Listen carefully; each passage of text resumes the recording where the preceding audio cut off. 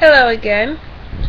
So, so my sister madiaed me by calling the popo on me because she thought, well, my sister or my brother, I don't know who did, but somebody did call the popo, one of the two, called the popo on me because they thought I was starving myself. Anyways, while I was in the hospital, I was sent to the hospital as a result, and while I was in the hospital, I had the opportunity to meet a lot of awesome people, both staff and patients, and one of whom I'd like to talk about because she inspired this session, which I call Bible Study Online, is a lady called Erin. Now, while we were in the hospital, Erin came up with the idea of us Christians, believers, studying the Bible. Now, none of us were ordained pastors or ministers, but we just got together, we read a chapter or two, and we talk about it. And that same idea or concept is what I'm bringing to the world, to the world web, if you will. So what I'd like to do from now and henceforth, by God's grace, is to read a chapter or a section of the Bible, maybe a chapter, half a chapter, as the Spirit leads. But read a section of the Bible. I'll share my thoughts or opinions or my thoughts on it, shed some light on it as the Spirit leads, and I invite you to also respond, make your comments, share your thoughts as well, and everyone is welcome to contribute. Okay. I decided to start from the book of Deuteronomy, chapter 1, and I'm going to read Deuteronomy chapter 1, verse 1. These are the words Moses spoke to all Israel in the desert east of the Jordan, that is, in Arabah, opposite Sop, between Paran and Tophel, Laban, Hazeroth, and Dizahab. It takes 11 days to go from Horeb to Kadesh Barnea by the Mount Seir road. In the 40th year, on the first day of the 11th month, Moses proclaimed to the Israelites all that the Lord had commanded him concerning them. This was after he had defeated Sihon, king of the Amorites, who reigned in Heshbon, and at Edrei had defeated Og, king of Bashan, who reigned in Ashtaroth. East of the Jordan, in the territory of Moab, Moses began to expound this law, saying, The Lord your God said to us at Horeb, You have stayed long enough at this mountain. Break camp and advance into the hill country of the Amorites. Go to all the neighboring peoples in the Arabah, in the mountains, in the western foothills, in the Negev, and along the coast, to the land of the Canaanites, and to Lebanon, as far as the great river, the Euphrates. See, I have given you this land. Go in and take possession of the land that the Lord swore he would give to your fathers, to Abraham, Isaac, and Jacob, and to their descendants after them. Verse 9. At that time I said to you, You are too heavy a burden for me to carry alone. The Lord your God has increased your numbers, so that today you are as many as the stars in the sky. May the Lord, the God of your fathers, increase you 1,000 times and bless you as he has promised. But how can I bear your problems and your burdens and your disputes all by myself? Choose some wise men, understanding and respected men from each of your tribes, and I will set them over you. You answered me, What you propose to do is good.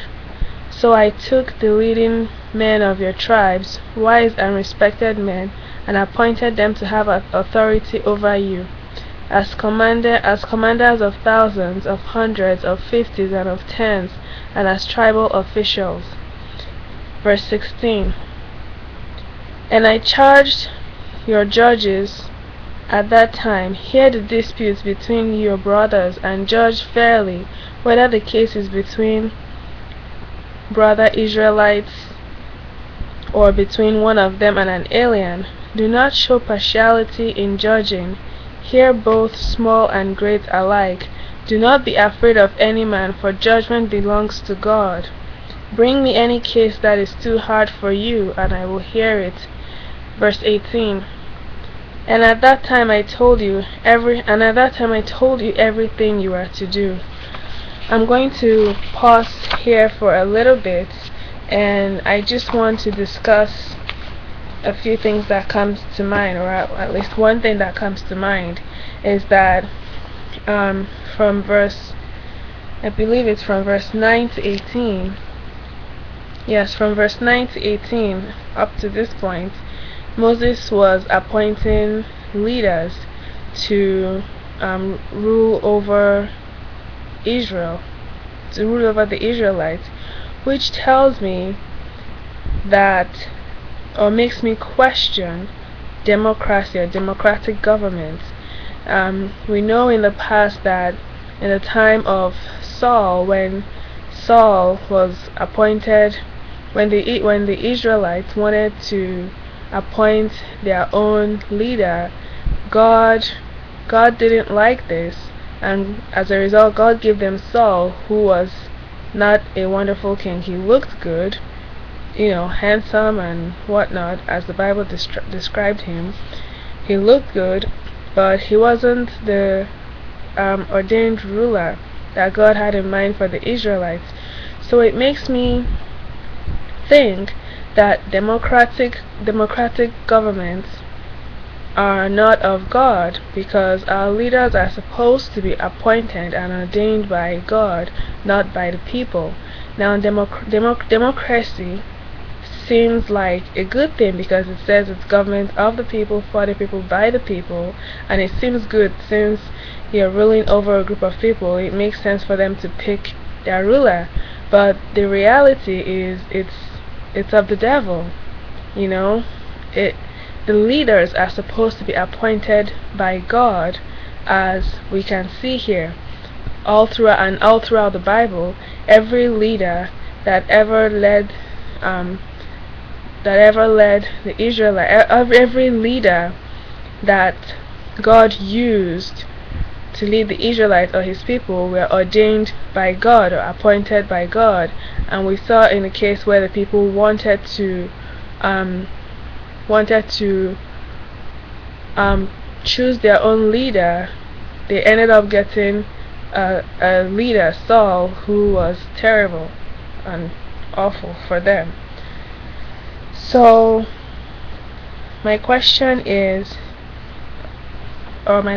to you, and feel free to respond, is what do you think of democratic government? And do you think that religious leaders should appoint the religious leaders should appoint the people that govern, appoint or ordain individuals that govern nations? Okay, now you have to remember to watch out for the subtle tricks of Satan. Like I said, democratic government it seems good, but the reality is it is of the devil. Now this is my take on it, and I'm posing the question to you. I'm inviting you to make your comments about this.